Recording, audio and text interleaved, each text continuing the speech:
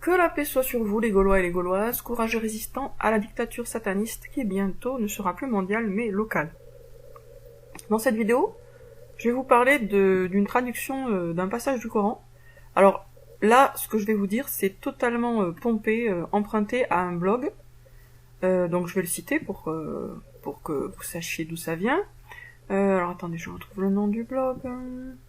williamblob.fr. Donc williamblob.fr. Je sais pas qui c'est, mais visiblement c'est quelqu'un d'intelligent qui a fait des articles fort intéressants sur des points de traduction du Coran, et donc des points importants.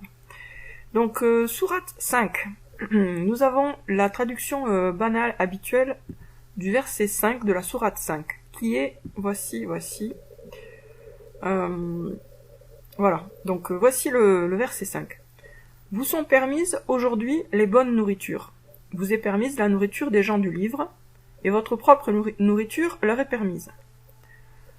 Vous sont permises les femmes vertueuses d'entre les croyantes, et les femmes vertueuses d'entre les gens qui ont reçu le livre avant vous, si vous leur donnez leur mahar avec contrat de mariage, non en débauché ni en preneur d'amende. Et quiconque abjure la foi, alors vaine devient son action, et il sera dans l'au-delà du nombre des perdants. Donc ça c'est la traduction habituelle, qui commence sur la nourriture. La nourriture des gens du livre vous est permise, et votre nourriture leur est permise, et vous avez le droit d'épouser des femmes vertueuses d'entre les croyantes, et des femmes vertueuses d'entre les gens qui ont reçu le livre avant vous.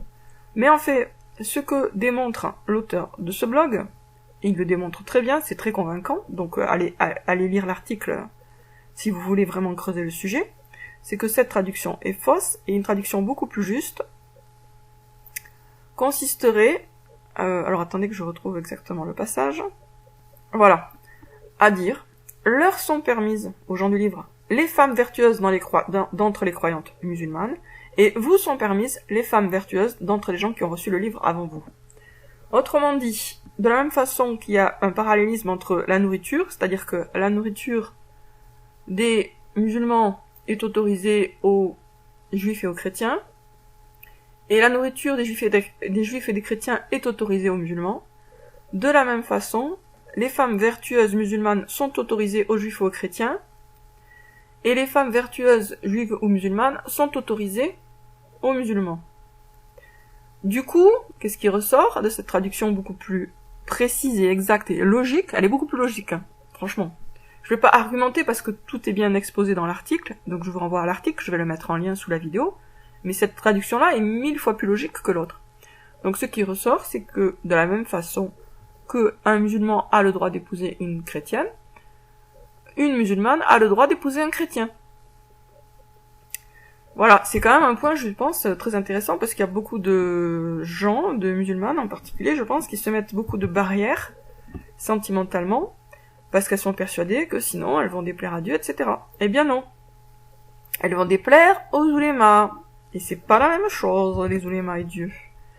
Les oulémas qui aiment bien verrouiller le Coran, le rendre toujours plus strict, plus rigoureux et multiplier les interdictions. Et le Coran lui-même qui, lui, est beaucoup plus, entre guillemets, cool.